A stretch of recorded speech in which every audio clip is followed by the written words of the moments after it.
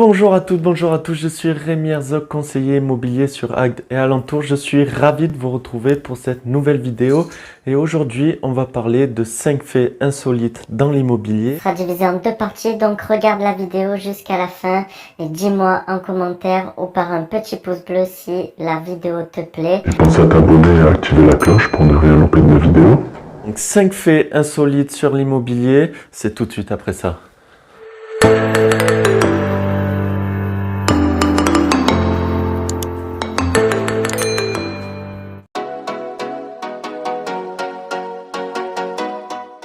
Traditionnellement, c'est le roi qui était propriétaire et les occupants avaient un droit de jouissance plus ou moins étendu suivant la situation. Droit de jouissance, définition, la réforme foncière. La réforme foncière.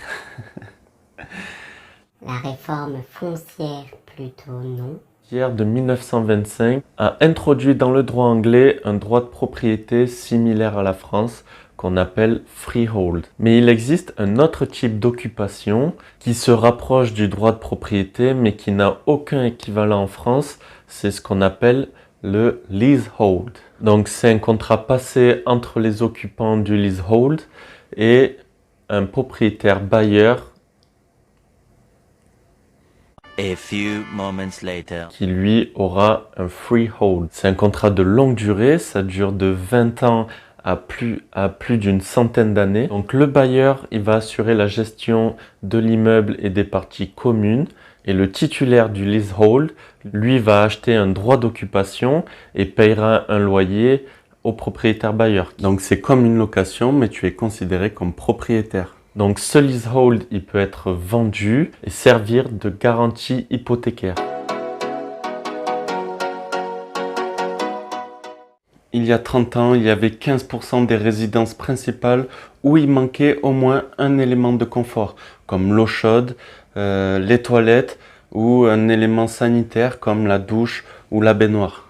Donc aujourd'hui, ce ratio a diminué à 1,4%, mais cela représente tout de même plus de 393 000 logements. Certains ont été même obligés de mettre les toilettes au fond du jardin.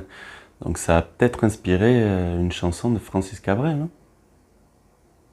A cabane au fond du jardin, j'y vais pour faire mes besoins. Oui, je sais que c'est pas les bonnes paroles, mais c'est de l'humour.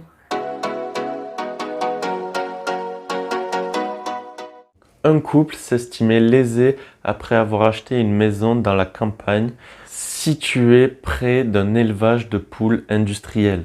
Ils se sont plaints de nuisances olfactives et de la prolifération de mouches. Et figurez-vous que la Cour de cassation leur a donné raison pour vice caché.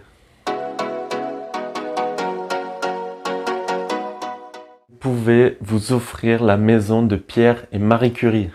Et oui, la maison de ces deux scientifiques reconnus est désormais en vente. Alors ce n'est pas leur résidence principale, c'est leur résidence de vacances d'été ou même de fin de semaine. Ces pierres chargées d'histoire pourraient séduire, mais pour l'instant, elles ne trouvent pas d'acquéreur.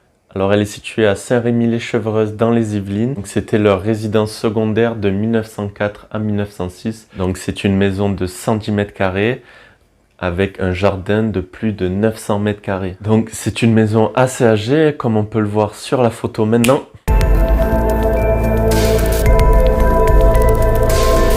Ça fait un peu penser à une maison de film d'horreur, quoi.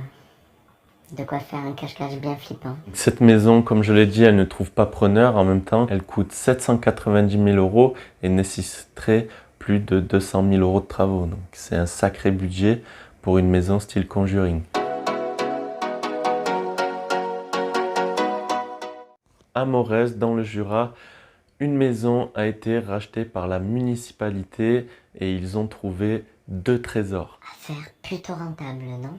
Donc la mairie de Morez a décidé de racheter une maison dans le cadre d'une opération de redynamisation urbaine. Donc les derniers propriétaires étant morts sans descendance, l'héritier a décidé de céder la maison à la mairie pour une somme de 130 000 €. Donc cette vente était assortie d'une seule condition, la mairie devait se charger de vider toutes les affaires qui encombraient la maison. Et en s'attelant à la tâche, dans une penderie cachée dans des dans des anciens pots de confiture, 5 lingots d'or et plus de 1000 pièces de 20 francs en or, d'une valeur estimée à 500 000 euros. Donc le maire, il va l'annoncer dans un conseil municipal en octobre 2020, mais ce n'est pas fini. Le 14 avril, il va annoncer qu'ils ont trouvé un coffre-fort et dedans, il y avait une pochette contenant 480 pièces d'or de 20 francs, 50 de 10 francs et une de 100 francs. Donc le tout estimé entre 100 et 150 000 euros. C'est plus une fourchette là, c'est une fourche.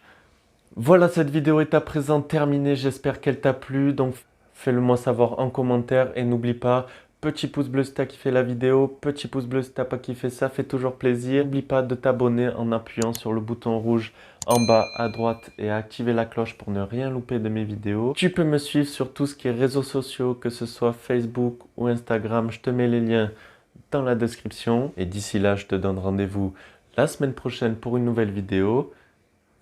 Hasta luego!